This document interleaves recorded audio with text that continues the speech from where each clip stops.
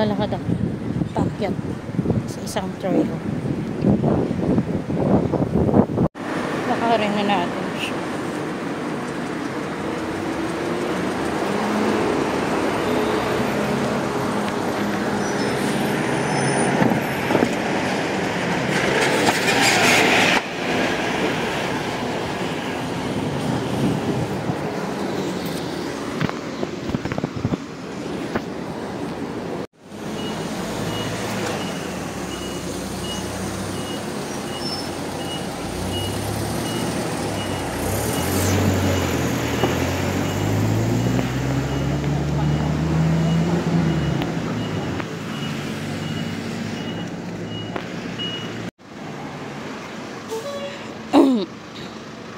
So actually, galing ako sa Hinking Station.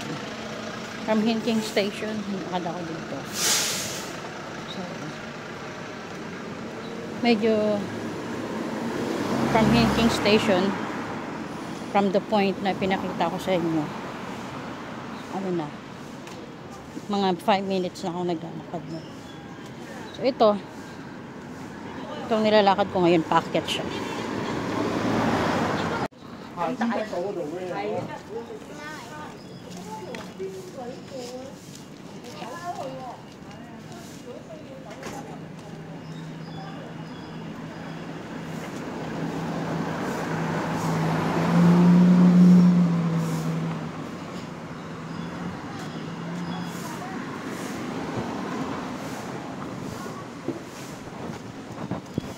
Hinihingal lang ako kasi paakyat siya. Pansin nga, hindi siya flat, paakyat siya kasi parang hill to, kasi yung bahay namin nasa tuktok. So, ayan. Wala pa man. Hinihingal na ako. Hindi pa ako nakakarating mo sa part na kailangan kong umakyat. Ito ay pataas pa lang.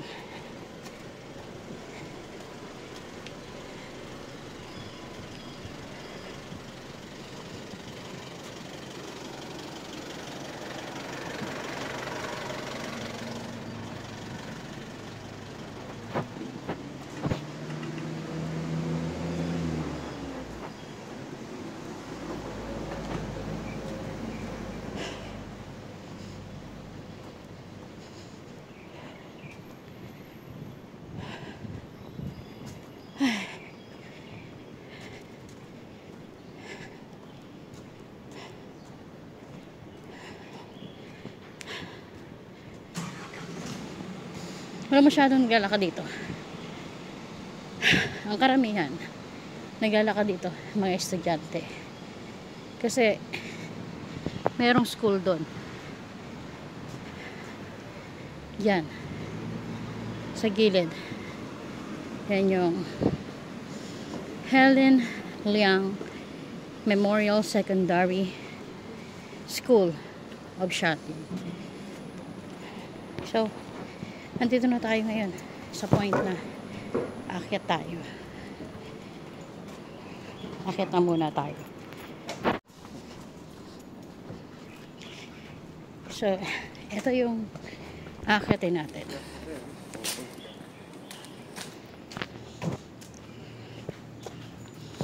Pag-akyat, hindi ko na alam kung ilang baitang to. Pero ang alam ko, nakakahinga siya. Baho. May nakakasalubong kasi akong nagyoyosi.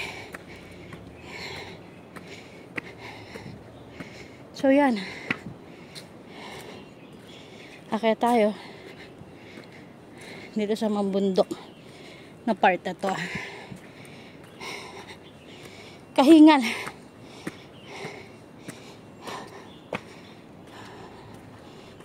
Dire-diretso pa tayo sa ngayon. Kasi kaya ko pa.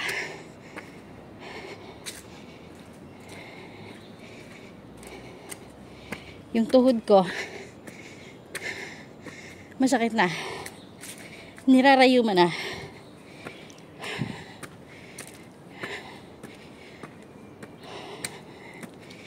Whew.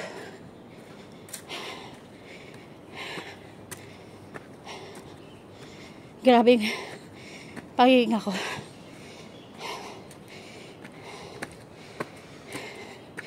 Kasi ako mag-stop.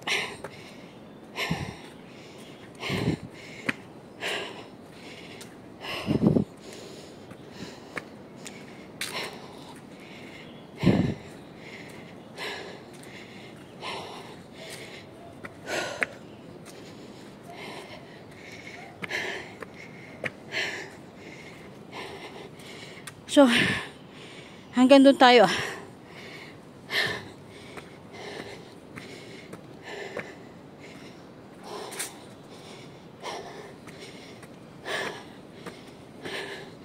Okay. Pahinga. So, ang pagod. Yun na yung huli. Doon. Kaya, konting tiis na lang.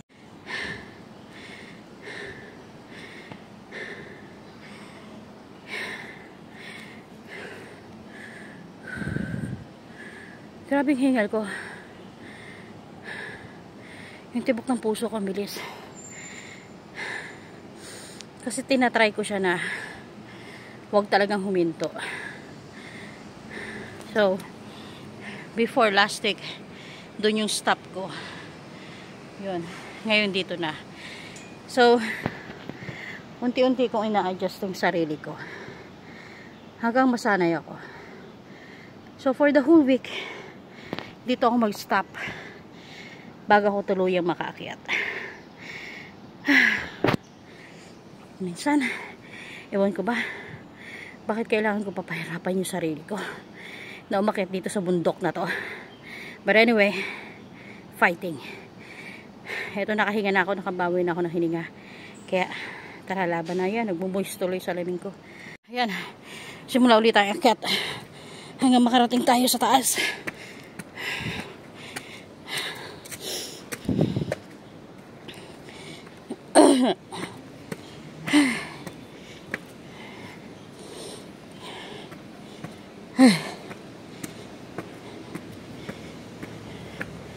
Okay.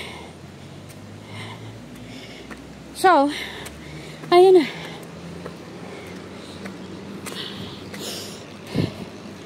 Dito na tayo sa patag.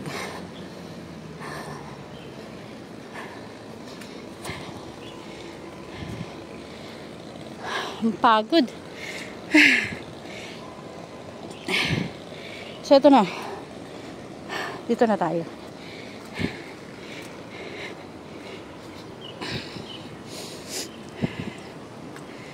Dito na tayo sa bahay namin. Yan. Ito yung state namin. So, pagdating dito, pantay na siya. Hindi na siya mahirap lakarin.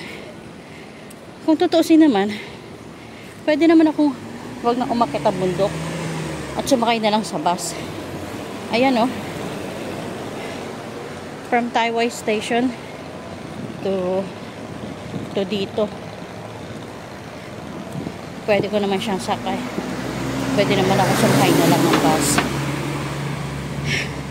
Kaya lang ito, pinapagod ko sarili ko. Kasi para exercise na din. Hindi naman ganun kamahal yung pamasahe. Kasi $4 lang. Pero iba na din yung nagagawa na nakakapaglakad ako. Kasi iba yung exercise sa puso. Yung pag hinihingal akong ganun, mas maganda siya sa puso. And ngayon, napasok na tayo sa aming building. Dito hindi ka makakapasok kung wala kang sariling card. Yun. Thank you. Ito. Dito tayo sa loob. At pagdating dito sa loob, ako naman ay maglalakad pa. Kulang pa din yung lakad ko galing doon sa taas. Kaya ituloy pa rin natin ang lakad.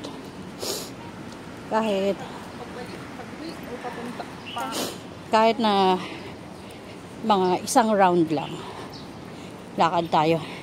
Pakita ko sa inyo yung nilalakaran ko dito.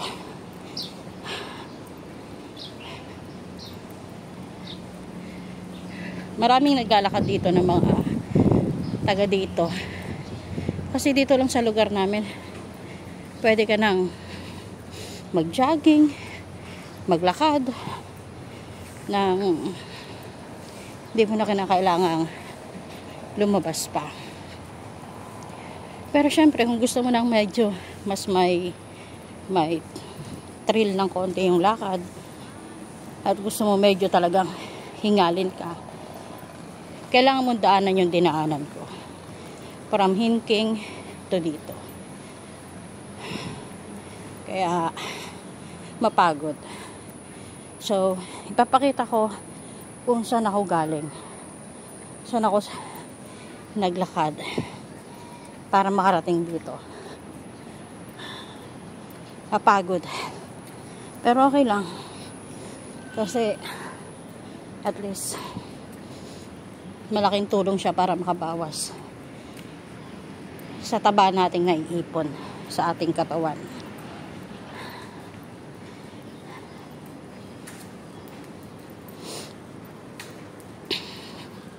Yan. Lakad tayo. Paikot dito.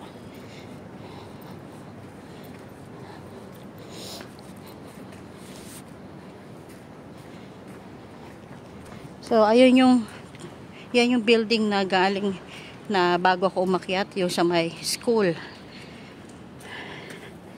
Doon ako galing. Yung mula dito. Ay, mula doon papunta dito. Yun yung paakyat na inakyatan ko. Kaya medyo mataas. Pero yung totoo, doon ako galing sa ipapakita ko sa inyo. I'm not sure kung kita dito.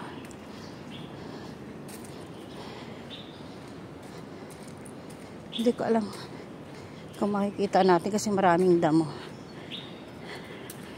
Ayan. Pero doon ako galing sa babang yan. Sa baba niyan. Yan, sa baba niyan. Sa may tower na yun. Doon ako galing. Doon ako galing maglakad. So, pakita ko naman na sa inyo yung nilalakaran ko dito araw-araw. 2 to 3 rounds.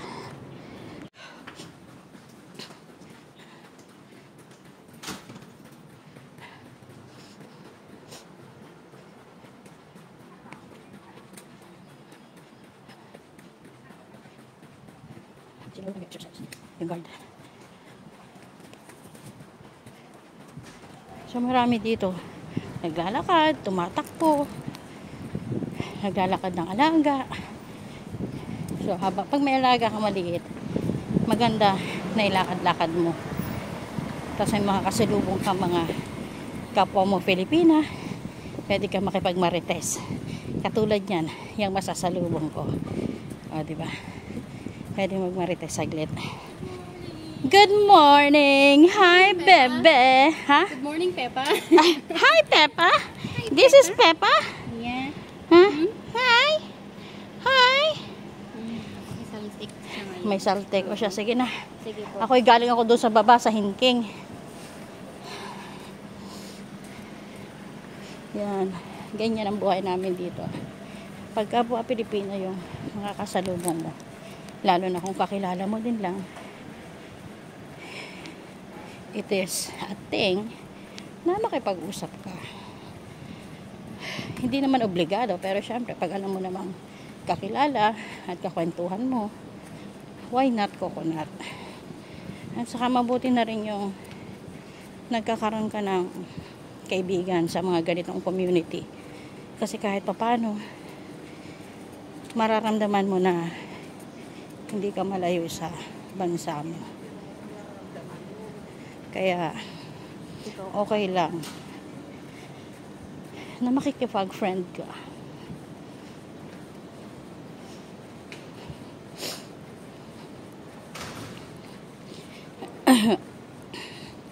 Dito sa flat area na to, hindi ako masyadong hinihingal kapag naglalakad ako. Usually, lakad ako ng 2 beses. Yung pangatlo, takbo. Yung pang-apat, lakad.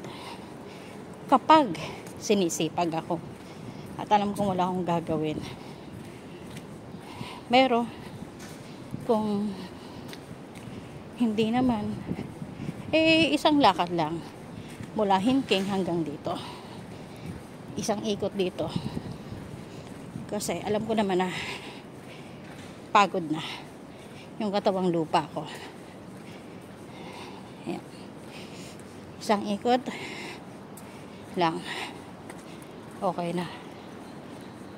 Yun, may sasakyan na kasunod, so dito na tayo sa kabilang side, dumaan. So dito may mga free exercise area na pwede mong gamitin for free. Yan. Yung merong baras, massage area, yung sa kamay, yung sa paa, ganun. Meron dito. Kita mo mga matanda na andun siya. Sila habang hanggang marites nag-ehersisyo. So, malapit na ako sa building namin. Kaya, kailangan na magpahinga. At, until next time, nasipagin tayo muli. So, kayo, pag may time at kaya nyo, exercise kayo. Hindi ako masyadong pinawisan. Pero napagod ako. Maganda na din yun. Good thing na yun. Kaya, uwi na. Pahinga na. Lutuan na ulit. Ano na kayo mag-auntie? Ayan, napachismis tayo. Pero ngayon, dito na ako sa bahay namin. Kaya, bye guys.